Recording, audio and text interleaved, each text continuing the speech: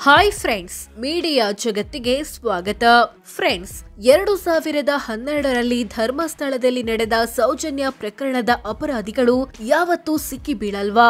ಜನಸಾಮಾನ್ಯರ ಮಧ್ಯೆ ಆರಾಮಾಗಿ ಓಡಾಡ್ಕೊಂಡೇ ಇರ್ತಾರ ಅನ್ನೋ ಪ್ರಶ್ನೆಗಳು ಅದೆಷ್ಟೋ ಜನರನ್ನ ಹಲವು ವರ್ಷಗಳಿಂದ ಕಾಡ್ತಿದೆ. ಇದೀಗ ಆ ಪ್ರಶ್ನೆಗಳಿಗೆ ಉತ್ತರ ಸಿಗುವ ಕಾಲ ಹತ್ತಿರ ಬಂದಂತೆ ಕಾಣ್ತಿದೆ. ಯಾಕಂದ್ರೆ ಯಾರು ಊಹಿಸದ ರೀತಿಯಲ್ಲಿ ಸೌಜನ್ಯ ಪ್ರಕರಣದ ಪ್ರತ್ಯಕ್ಷ ಸಾಕ್ಷಿಯೊಂದು ಎಸ್ಐಟಿ ಮುಂದೆ ಬಂದಿದೆ. ಹಾಗಿದ್ರೆ ಆ ಸಾಕ್ಷಿ ಎಸ್ಐಟಿಗೆ ಹೇಳಿದ್ದೇನು, 2012ರಲ್ಲಿ ಕಣ್ಣಾರೆ ಕಂಡಿದ್ದೇನು ಅನ್ನೋದನ್ನ ಈ ವಿಡಿಯೋದಲ್ಲಿ ತೋರಿಸ್ತೀವಿ. ಕೊನೆವರೆಗೂ ನೋಡಿ. ಧರ್ಮಸ್ಥಳ ಸುತ್ತಮುತ್ತ ನಡೆದಿದೆ ಎನ್ನಲಾಗುತ್ತಿರುವ ಅಪಹರಣ, ಅತ್ಯಾಚಾರ ಮತ್ತು ಕೊಲೆ ಪ್ರಕರಣಗಳ ಸಮಗ್ರ ತನಿಖೆಗೆ ಎಸ್ಐಟಿ ರಚನೆಯಾಗಿ ಇಲ್ಲಿನ ಪ್ರಕರಣಗಳಿಗೆ ಸಂಬಂಧಪಟ್ಟಂತಹ ಸಾಕ್ಷಿಗಳು ಇದ್ರೆ ಬಂದು ಹೇಳಿಕೆಯನ್ನ ನೀಡಬಹುದು ಅಂತ ತಿಳಿಸಿರುವುದು ಸ್ವಾಗತಾರ್ಹ. ಇದು ನನಗೆ ಹೆಚ್ಚು ಧೈರ್ಯ ಕೊಟ್ಟಿದೆ. ಹೀಗಾಗಿ ನಾನು ಒಂದು ಸಾಕ್ಷಿಯಾಗಿ ತಮ್ಮ ಮುಂದೆ ಬರಲು ಇಚ್ಛಿಸುತ್ತೇನೆ. ನಾನು ಚಿಕ್ಕ ಕೆಂಪಮ್ಮ. ನನಗೆ 62 ವರ್ಷ ವಯಸ್ಸು. ಮಂಡ್ಯ ಜಿಲ್ಲೆಯವರು. ನಮ್ಮ ತಂದೆಯವರು ಪ್ರತಿ ವರ್ಷ ಧರ್ಮಸ್ಥಳಕ್ಕೆ ಹೋಗಿ ದೇವರ ದರ್ಶನ ಪಡೆದು ಬರ್ತಿದ್ರು. ತಂದೆಯ ನಿಧನದ ಬಳಿಕ ನಾನು ಅವರ ಪುಣ್ಯ ಸ್ಮರಣೆ ಕಾರ್ಯವನ್ನ ಪ್ರತಿ ವರ್ಷ ಮಾಡ್ತಾ ಬರ್ತಿದ್ದೆ. ನಮ್ಮ ತಂದೆಯ ಹೆಸರಿನಲ್ಲಿ ಧರ್ಮಸ್ಥಳದ ಶ್ರೀ ಮಂಜುನಾಥ ಸ್ವಾಮಿ ದೇವಸ್ಥಾನದ ಹುಂಡಿಗೆ ಕಾಣಿಕೆ ಹಾಕ್ಬೇಕಿತ್ತು. ಹಾಗೆ ನನಗೆ ಚರ್ಮ ಸೋಂಕು ಇದ್ದ ಕಾರಣ ಧರ್ಮಸ್ಥಳದಲ್ಲಿರೋ ಪ್ರಕೃತಿ ಚಿಕಿತ್ಸಾಲಯಕ್ಕೆ ತೋರಿಸುವಂತ ಪರಿಚಯಸ್ಥರು ಸಲಹೆ ಕೊಟ್ಟಿದ್ರು. ಹೀಗಾಗಿ ಧರ್ಮಸ್ಥಳಕ್ಕೆ ಹೋದ್ರೆ 2 ಕೆಲಸಗಳನ್ನ ಮುಗಿಸಿಕೊಂಡು ಬರಬಹುದೆಂದು 2012ರ ಅಕ್ಟೋಬರ್ 8ರಂದು ಧರ್ಮಸ್ಥಳಕ್ಕೆ ಹೋಗಿದ್ದೆ. ನಾನು ಮತ್ತು ನಿಂಗಮ್ಮ ಅಲಿಯಾಸ್ ಕೆಂಚಮ್ಮ. ಇತ್ತೀಚೆಗೆ ಇವರು ನಿಧನ ಹೊಂದಿರುವರು. ಅವರ ಜೊತೆ 2012ರ ಅಕ್ಟೋಬರ್ 8ನೇ ತಾರೀಕು ರಾತ್ರಿ 12:30ರ ರೈಲಿನಲ್ಲಿ ಮಂಡ್ಯದಿಂದ ಕುಕ್ಕೆ ಸುಬ್ರಹ್ಮಣ್ಯಕ್ಕೆ ಹೊರಟ್ವಿ. ಅಕ್ಟೋಬರ್ 9ನೇ ತಾರೀಕು ಮುಂಜಾನೆ 6 ಗಂಟೆಗೆ ಕುಕ್ಕೆ ಸುಬ್ರಹ್ಮಣ್ಯ ತಲುಪಿದೆವು. ಅಲ್ಲಿಂದ ಬಸ್ಸಿನಲ್ಲಿ ಧರ್ಮಸ್ಥಳಕ್ಕೆ ಬಂದು ಮಂಜುನಾಥ ಸ್ವಾಮಿಯ ದರ್ಶನ ಪಡೆದು ಪ್ರಸಾದ ಸೇವಿಸಿ ವಿಶ್ರಾಂತಿ ಪಡೆದು ಶಾಂತಿವನ ಪ್ರಕೃತಿ ಚಿಕಿತ್ಸಾಲಯಕ್ಕೆ ತೆರಳಬೇಕು ಎನ್ನುವಷ್ಟರಲ್ಲಿ ಮಧ್ಯಾಹ್ನವಾಗಿತ್ತು. ನಂತರ ಆಟೋದಲ್ಲಿ ಶಾಂತಿವನಕ್ಕೆ ಹೊರಟೆವು. ಅಲ್ಲಿಗೆ ತಲುಪುವಾಗ ಮಧ್ಯಾಹ್ನ 3ರಿಂದ 3:20 ಆಗಿತ್ತು. ಮಳೆ ಬರ್ತಿತ್ತು. ಆ ಸ್ಥಳದಲ್ಲಿ ಗಿಡ ಮರಗಳು ಹೆಚ್ಚಾಗಿದ್ದು ಜನಸಂದಣಿ ಕಮ್ಮಿ ಇತ್ತು. ಹೀಗಾಗಿ ಆಸ್ಪತ್ರೆಗೆ ಯಾರಾದ್ರೂ ಹೋಗಿ ಬರ್ತಾರಲ್ಲ ಅವರನ್ನ ವಿಚಾರಿಸೋಣ ಅಂತ ಹೇಳಿ ಮತ್ತು ಮಳೆ ಬರ್ತಿದ್ರಿಂದ ಅಲ್ಲೇ ಇದ್ದ ಬಸ್ ನಿಲ್ದಾಣದಲ್ಲಿ ಕುಳಿತುಕೊಂಡೆವು. 10ರಿಂದ 15 ನಿಮಿಷ ಕಳಿತು. ಆಗ ನಾವು ಇದ್ದ ಸ್ಥಳಕ್ಕೆ 2 ದ್ವಿಚಕ್ರ ವಾಹನಗಳು ಬಂದ್ವು. ಒಂದು ದ್ವಿಚಕ್ರ ವಾಹನದಲ್ಲಿ ಇಬ್ರಿದ್ರು, ಮತ್ತೊಂದು ದ್ವಿಚಕ್ರ ವಾಹನದಲ್ಲಿ ಒಬ್ಬ ಇದ್ದ. ಈ ಮೂವರನ್ನ ಮಾತನಾಡಿಸಲು ಬೇರೊಂದು ದ್ವಿಚಕ್ರ ವಾಹನದಲ್ಲಿ ಇನ್ನೂ 3 ಬಂದು ಮಾತನಾಡಿಸಿ ಹೊರಟೋದ್ರು. ನಂತರ ಒಂದು ಆಟೋ ಬಂತು. ಅದು ನಾವು ಕುಳಿತ ವಿರುದ್ಧ ಜಾಗದಿಂದ ಸುಮಾರು 200 ಮೀಟರ್ನಷ್ಟು ದೂರವಿತ್ತು. ಅಲ್ಲೊಂದು ಕಾಲುದಾರಿ ಇತ್ತು. ಆ ಕಾಲುದಾರಿಯಲ್ಲಿ ಅವರೆಲ್ಲ ಹೋಗಿ ಬರೋದು ಮಾಡ್ತಿದ್ರು. ಅವರು ನಮ್ಮ ಕಡೆ ಬಂದ್ರೆ ವಿಚಾರಿಸೋಣ ಅಂತ ನಾವು ಅವರನ್ನೇ ನೋಡುತ್ತಾ ನಿಂತಿದ್ದೆವು.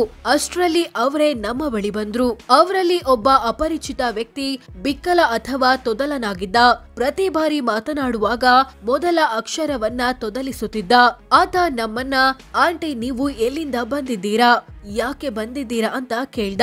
ಅದಕ್ಕೆ ನಾನು ಆಟೋ ಇರೋದ್ರಿಂದ ನಮ್ಮನ್ನ ಕರೆಯುತ್ತಿದ್ದಾರೆ ಎಂದು ಭಾವಿಸಿ, ಯಾಕಪ್ಪ, ನಾವು ಇಲ್ಲೇ ಪ್ರಕೃತಿ ಚಿಕಿತ್ಸಾಲಯಕ್ಕೆ ಡಾಕ್ಟರ್ ನೋಡಲು ಬಂದಿದ್ದೇವೆ ಅಂತ ಹೇಳ್ದೆ. ಅದಕ್ಕೆ ಆತ, ಇಲ್ಲಿ ಡಾಕ್ಟರ್ ಇಲ್ವಲ್ಲ, ನೀವ್ಯಾಕೆ ಇಲ್ಲಿ ಕಾಯ್ತಾ ಕೂತಿದ್ದೀರಿ, ಬೇಕಾದಷ್ಟು ಪ್ರಕೃತಿ ಚಿಕಿತ್ಸಾಲಯಗಳು ಇವೆ, ನೀವು ಬೇರೆ ಕಡೆ ತೋರಿಸಿಕೊಳ್ಬಹುದಲ್ವಾ ಅಂತ ಹೇಳ್ದ. ಅದಕ್ಕೆ ನಾನು ಆಯ್ತು ಬಿಡಿ ಅಂತ ಹೇಳಿ ಅಲ್ಲೇ ನಿಂತುಕೊಂಡೆವು. ಆಗ ತೊದಲಿಸಿಕೊಂಡು ಮಾತನಾಡುತ್ತಿದ್ದ ವ್ಯಕ್ತಿ ಯಾರಿಗೋ ಕರೆ ಮಾಡಿ ಇಲ್ಲಿ 2 ಲೇಡೀಸ್ ಇದ್ದಾರೆ, ಹೋಗ್ತಿಲ್ಲ ಅಂತ ತಿಳಿಸ್ದ. ಫೋನಿನಲ್ಲಿ ನಿಚ್ಚು ನಿಚ್ಚು ಎಂದು ಮಾತನಾಡುತ್ತಿದ್ದನ್ನ ನಾನು ಗಮನಿಸಿದೆ. ನಂತರ ಅವರು ಸ್ವಲ್ಪ ದೂರ ಹೋಗಿ ಫೋನಿನಲ್ಲಿ ಮಾತನಾಡುತ್ತಲೇ ಇದ್ರು.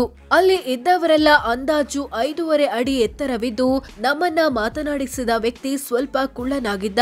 3 ನಿಮಿಷದ ನಂತರ ಮತ್ತಿಬ್ಬರು ಬಂದು, ಆಂಟಿ, ನೀವು ಹೊರಟು ಬಿಡಿ, ಇಲ್ಲಿ ಯಾರು ಇಲ್ಲ, ಯಾರು ಬರುವುದಿಲ್ಲ, ನೀವು ಲೇಡೀಸ್ ಬೇರೆ ಹೊರಟು ಬಿಡಿ ಅಂತ ಹೇಳಿದ್ರು. ಅಲ್ದೆ ಆಟೋದಲ್ಲಿ ಬಿಡ್ಬೇಕಾ ಅಂತಾನು ಕೇಳಿದ್ರು. ಆಗ ನಾವು ಬೇಡ ಬೇಡ ಆಸ್ಪತ್ರೆಗೆ ಬಂದಿದ್ದೇವೆ, ನಾವೇ ಹೋಗ್ತೀವಿ ಅಂದ್ವಿ. ಆಗ ಅವರು ದುಡ್ಡು ಕೊಡೋದು ಬೇಡ, ಫ್ರೀಯಾಗಿ ಬಿಟ್ಟು ಬರುತ್ತೇವೆ ಅಂದ್ರು. ಪರಿಚಯವೇ ಇಲ್ಲದವರು ದುಡ್ಡು ಕೂಡ ಬೇಡ ಅಂತಿದ್ದಾರಲ್ಲ ಅಂತ ಹೇಳಿ ನಾವು ಆಟೋದಲ್ಲಿ ಹೋಗದೆ ಅಲ್ಲೇ ಇದ್ದೆವು. 2 ನಿಮಿಷಗಳ ಬಳಿಕ ಅವರು ನಾವಿದ್ದ ಜಾಗದಿಂದ ಹೊರಟೋದ್ರು. ನಂತರ ಸುಮಾರು 16 ವರ್ಷ ವಯಸ್ಸಿನ ಹೆಣ್ಣು ಮಗುವೊಂದು ಛತ್ರಿ ಹಿಡಿದುಕೊಂಡು ಸಮವಸ್ತ್ರದಲ್ಲಿ ನಮ್ಮ ಎದುರುಗಡೆಯಿಂದ ನಡೆದುಕೊಂಡು ಬರುತ್ತಿದ್ಲು. ಆಕೆಯನ್ನ ನೋಡಿದ ನಾನು ನನ್ನ ಸೋದರತೆಯ ಮಗಳ ರೀತಿಯಲ್ಲೇ ಇದ್ದಾಳೆ ಎಂದು ಕೆಂಚಮ್ಮಗೆ ಹೇಳಿದೆ. ನೋಡಿ ಕೆಂಚಮ್ಮ, ಆ ಹುಡುಗಿ ನಮ್ಮ ಜ್ಯೋತಿ ತರ ಇದ್ದಾಳೆ ಅಲ್ವಾ? ನಾನು ಆಕೆಯೇ ಎಂದುಕೊಂಡೆ ಅಂತ ಹೇಳಿ 2-3 ನಿಮಿಷ ಆಕೆಯನ್ನೇ ನೋಡ್ತಿದ್ದೆ. ನಂತರ ಕೆಂಚಮ್ಮ ಮೂತ್ರ ವಿಸರ್ಜನೆ ಮಾಡಲು ಮರದ ಬಳಿ ಹೋದ್ರು. ನಾನು ಅಲ್ಲೇ ಸ್ವಲ್ಪ ದೂರದಲ್ಲಿ ನಿಂತುಕೊಂಡಿದ್ದೆ. ಅಷ್ಟರಲ್ಲಿ ಜೋರಾಗಿ ಕೂಗಿಕೊಂಡ ಶಬ್ದ ಕೇಳಿಸ್ತು. ತಿರುಗಿ ನೋಡಿದಾಗ ಅಲ್ಲಿ ಬೂದು ಬಣ್ಣದ ದೊಡ್ಡ ಕಾರೊಂದು ಬಂದು ನಿಂತಿತ್ತು. ನನ್ನನ್ನ ಮಾತನಾಡಿಸಿದ ಅಪರಿಚಿತ ವ್ಯಕ್ತಿಗಳು ಆ ಹುಡುಗಿಯನ್ನ ಹಿಡಿದುಕೊಂಡಿದ್ರು. ಆ ಹುಡುಗಿ ಅಪ್ಪ ಅಮ್ಮ ಅಂತ ಜೋರಾಗಿ ಕಿರುಚುತ್ತಿದ್ಲು, ಬಿಡಿಸಿಕೊಳ್ಳಲು ಪ್ರಯತ್ನಿಸುತ್ತಿದ್ಲು. ಆಕೆ ಹಿಡಿದಿದ್ದ ಛತ್ರಿ ಕೆಳಗೆ ಬಿತ್ತು, ಮತ್ತೊಂದು ವಸ್ತು ಕೂಡ ಕೆಳಗೆ ಬಿತ್ತು. ಅದೇನು ಯಾರದು ಅನ್ನೋದು ಗೊತ್ತಾಗ್ಲಿಲ್ಲ. ನಂತರ ಆ ಹುಡುಗಿಯ ಕೈಯನ್ನ ತಿರುಚಿದ್ರು, ಬಾಯಿಯನ್ನ ಮುಚ್ಚಿದ್ರು. ನಂತರ ಆಕೆಯ ಕೂಗಾಟ ನಿಂತಿತ್ತು. ಇದನ್ನ ನೋಡಿದ ನಾನು ಆ ಕಡೆ ಓಡಿ ಹೋಗ್ತಿದ್ದೆ. ಇನ್ನೇನು ಅಲ್ಲಿಗೆ ತಲುಪುವಷ್ಟರಲ್ಲಿ ಅವರೆಲ್ಲ ಆಕೆಯನ್ನ ಅಪಹರಣ ಮಾಡಿಕೊಂಡು ಹೊರಟ್ಬಿಟ್ರು. ಹುಡುಗಿಯನ್ನ ಕಾರಿನೊಳಗೆ ತುಂಬಿದ್ರು ಅಥವಾ ಆಟೋದೊಳಗೆ ತುಂಬಿದ್ರು ಅನ್ನೋದನ್ನ ನೋಡುವಷ್ಟರಲ್ಲಿ ಅವರು ಜಾಗ ಖಾಲಿ ಮಾಡಿಯಾಗಿತ್ತು. ಮೊದಲಿಗೆ ಕಾರು ಹೋಯ್ತು, ಅದರ ಹಿಂದೆಯೇ ಆಟೋ ಹೋಯ್ತು. ಅವರೆಲ್ಲ ಹೋದ ನಂತರ ಅಲ್ಲೇ ಒಬ್ಬ ದಪ್ಪ ಮತ್ತು ಕುಳ್ಳನೆಯ ವ್ಯಕ್ತಿ ಉಳಿದುಕೊಂಡ. ನಾವು ಬಂದು ಬಿಡುತ್ತೇವೆ ಎಂಬ ಉದ್ದೇಶದಿಂದ ಆತ ಅಲ್ಲೇ ಇದ್ದ ಅನಿಸುತ್ತೆ. ಆತ ನಮ್ಮ ಕಡೆಯೇ ನಡೆದುಕೊಂಡು ಬರ್ತಿದ್ದ. ಆತನನ್ನ ನಾನೇ ಯಾಕೆ ಆ ಹುಡುಗಿ ಆ ರೀತಿ ಕಿರುಚಿಕೊಂಡಿತು, ಅವರೆಲ್ಲ ಯಾಕೆ ಆ ರೀತಿ ಮಾಡಿದ್ರು, ಆಕೆಯನ್ನ ಎಲ್ಲಿಗೆ ಕರ್ಕೊಂಡು ಹೋದ್ರು ಅಂತ ಪ್ರಶ್ನೆ ಮಾಡ್ದೆ. ಅದಕ್ಕೆ ಆತ ಆಕೆ ಮನೆಯಿಂದ ಬೇಜಾರಿನಲ್ಲಿ ಬಂದಿದ್ಲು, ಅದಕ್ಕೆ ಮನೆಯವರೇ ಬಂದು ಕರ್ಕೊಂಡು ಹೋದದ್ದು ಅಂತ ಹೇಳ್ದ. ಅದಕ್ಕೆ ನಾನು ಕರೆದುಕೊಂಡು ಹೋಗೋದಾದ್ರೆ ಅಷ್ಟೊಂದು ಜೋರಾಗಿ ಕಿರಿಚಿದ್ದು ಯಾಕೆ, ಆಕೆಯ ಮನೆಯವರೇ ಆದ್ರೆ ಕಿರಿಚಿಕೊಳ್ಳೋ ಅವಶ್ಯಕತೆ ಇರ್ಲಿಲ್ಲ ಅಲ್ವೇ ಅಂತ ಪ್ರಶ್ನೆ ಮಾಡ್ದೆ. ಆಗ ಆತ ನಿಮ್ಗೆ ಇದೆಲ್ಲ ಯಾಕೆ ಬೇಕು, ನೀವು ಎಲ್ಲಿಂದ ಬಂದ್ರಿ, ಸುಮ್ಮನೆ ಹೋಗಿ ಅಂತ ಗದರಿಸಿದ್ದ. ಸ್ವಲ್ಪ ಹೊತ್ತು ಅಲ್ಲೇ ನಿಂತ ನಾವು ಸುತ್ತಮುತ್ತ ನೋಡುತ್ತಿದ್ದೆವು. ಆಗ ಆತ ನೀವು ಹೊರಡಿ ಈಗ ಅಂತ ಜೋರಾಗಿ ಹೇಳ್ದ. ನಂತರ ಬಂದಿದ್ದು ವ್ಯರ್ಥವಾಯ್ತು ಅಂತ ಹೇಳಿ ಅಲ್ಲಿಂದ ಹೊರಟೆವು. ಬಸ್ ಹತ್ತಿ ಕುಕ್ಕೆ ಸುಬ್ರಹ್ಮಣ್ಯಕ್ಕೆ ಬಂದೆವು. ಕುಕ್ಕೆ ಸುಬ್ರಹ್ಮಣ್ಯದಲ್ಲಿ ದೇವರ ದರ್ಶನ ಪಡೆದು ವಾಪಸ್ ಮನೆಗೆ ಬಂದೆವು. ಆ ದಿನ ಬಸ್ಸಿನಲ್ಲಿ ಕುಳಿತುಕೊಂಡಾಗ್ಲೂ ನಾವು ಪೊಲೀಸ್ ಠಾಣೆಗೆ ವಿಚಾರವನ್ನ ತಿಳಿಸಬಹುದಿತ್ತು ಎಂದು ಮಾತನಾಡುವಾಗ್ಲೂ ನನ್ನ ಜೊತೆಗಿದ್ದ ಕೆಂಚಮ್ಮ ಅದರ ಬಗ್ಗೆ ಯಾಕೆ ತಲೆ ಕೆಡಿಸಿಕೊಳ್ತೀರಾ, ಬಿಟ್ಟಾಕಿ ಎಂದ್ರು. ಈ ಘಟನೆ ನಡೆದ 5-6 ದಿನಗಳವರೆಗೂ ನಾನು ಅದರ ಬಗ್ಗೆನೇ ಯೋಚಿಸುತ್ತಿದ್ದೆ.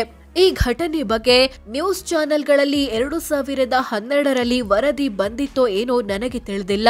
ಯಾಕಂದ್ರೆ 2012ರಲ್ಲಿ ನಮ್ಮ ಬಳಿ ಸ್ಕ್ರೀನ್ ಟಚ್ ಮೊಬೈಲ್ ಆಗ್ಲಿ ಅಥವಾ ಮನೆಯಲ್ಲಿ ಟಿವಿ ಆಗ್ಲಿ ಇರಲಿಲ್ಲ. ಇತ್ತೀಚಿನ ದಿನಗಳಲ್ಲಿ ಟಿವಿ ಮಾಧ್ಯಮಗಳ ಮೂಲಕ ಧರ್ಮಸ್ಥಳದಲ್ಲಿ ನಡೆದ ಪ್ರಕರಣಗಳ ಬಗ್ಗೆ ನೋಡಿದೆ. ಜೊತೆಗೆ ನಾನು ಈ ಹಿಂದೆ ಮಾತನಾಡಿದ್ದ ವ್ಯಕ್ತಿಗಳನ್ನ ಟಿವಿಯಲ್ಲಿ ನೋಡಿ ನಾನು ಧರ್ಮಸ್ಥಳಕ್ಕೆ ಹೋಗಿದ್ದಾಗ ಇವರೇ ಅಲ್ವೇ ಆ ಬಾಲಕಿಯನ್ನ ಅಪಹರಣ ಮಾಡಿದ್ದು, ಇವರೇ ಅಲ್ವೇ ಆ ದಿನ ನನ್ನನ್ನ ಮಾತನಾಡಿಸಿದ್ದು ಅಂತ ಖಾತ್ರಿಪಡಿಸಿಕೊಂಡೆ. ನಾವು 2012ರಲ್ಲಿ ನೋಡಿದ ಬಾಲಕಿಯನ್ನ ಅಪಹರಣ ಮಾಡಿ ಅತ್ಯಾಚಾರ ಎಸಗಿ ಕೊಲೆ ಮಾಡಿದ್ದಾರೆ ಅನ್ನೋದು ತಿಳಿತು. ಮನಸ್ಸಿಗೆ ತುಂಬಾ ನೋವಾಗುತ್ತಿತ್ತು. ಪದೇ ಪದೇ ಅದೇ ವಿಚಾರ ನೆನಪಿಗೆ ಬರುತ್ತಿತ್ತು. ಮಾಧ್ಯಮಗಳಲ್ಲಿ ನಾನು ನೋಡಿದ ಕೆಲ ವ್ಯಕ್ತಿಗಳನ್ನ ಗುರುತಿಸಬಲ್ಲೆ. ನಾನು ನೋಡಿದ ಸನ್ನಿವೇಶ ನನ್ನ ಕಣ್ಣಲ್ಲಿ ಅಚ್ಚಳಿಯದೆ ಉಳಿದಿದೆ. ಇತ್ತೀಚಿನ ದಿನಗಳಲ್ಲಿ ಆಗಿರುವ ಅನ್ಯಾಯವನ್ನ ನೆನೆದು ನಿದ್ರೆಯನ್ನ ಕಳೆದುಕೊಳ್ಳುತ್ತಿದ್ದೇನೆ. ನನಗೂ 2 ಹೆಣ್ಣು ಮಕ್ಕಳು ಮತ್ತು ಮೊಮ್ಮಕ್ಕಳು ಇರೋದ್ರಿಂದ ಅತ್ಯಾಚಾರಕ್ಕೆ ಒಳಗಾದ ಹೆಣ್ಣು ಮಗಳ ಚಿತ್ರ ನನ್ನನ್ನ, ನನ್ನ ನೈತಿಕತೆಯನ್ನ ಮತ್ತು ನನ್ನ ಆತ್ಮಸಾಕ್ಷಿಯನ್ನ ಪ್ರಶ್ನೆ ಮಾಡುತ್ತಿದೆ. ಧರ್ಮ ಮಾರ್ಗದಲ್ಲಿ ನಡೆಯುತ್ತಿರುವ ನಾನು ನನ್ನ ಮನೆ ದೇವರಾದ ಶ್ರೀ ಮಂಜುನಾಥೇಶ್ವರ ಸನ್ನಿಧಿಯಲ್ಲಿ ನಡೆದ ಅನಾಚಾರದಿಂದಾಗಿ ಚಿಂತೆಗೀಡಾಗಿದ್ದೇನೆ. ನಾನು ನೋಡಿದ ಸತ್ಯ ವಿಚಾರಗಳನ್ನ ಕೋರ್ಟ್ ಮುಂದೆ ಹೇಳುವ ತನಕ ನನಗೆ ಮುಕ್ತಿ ಸಿಗುವುದಿಲ್ಲ ಎಂದು ನಂಬಿದ್ದೇನೆ. ಮೊದಲಿನಿಂದಲೂ ನ್ಯಾಯ ಧರ್ಮಕ್ಕೆ ತಲೆಬಾಗಿ ಪ್ರಾಮಾಣಿಕವಾಗಿ ಜೀವಿಸುತ್ತಿರುವ ನನಗೆ ಯಾವುದೇ ಭಯವಿಲ್ಲ. ಈ ವಿಚಾರದಲ್ಲಿ ಯಾರ ಒತ್ತಡವಾಗಲಿ ಕುಮ್ಮಕ್ಕಾಗಲಿ ನನ್ನ ಮೇಲೆ ಇರುವುದಿಲ್ಲ. ನಾನು ಯಾವುದೇ ರೀತಿಯ ತನಿಖೆಗೆ ಬದ್ಧಳಾಗಿರುತ್ತೇನೆ. ಆದುದರಿಂದ ನನ್ನ ಹೇಳಿಕೆಯನ್ನ ಪಡೆದು ನನ್ನನ್ನ ಸಾಕ್ಷಿಯನ್ನಾಗಿ ಪರಿಗಣಿಸಿ. ಆ ದಿನ ಆ ಹೆಣ್ಣು ಮಗುವಿನ ಅಪಹರಣದಲ್ಲಿ ಭಾಗಿಯಾದವರನ್ನ ಗುರುತಿಸಬಲ್ಲವಳಾಗಿದ್ದೇನೆ.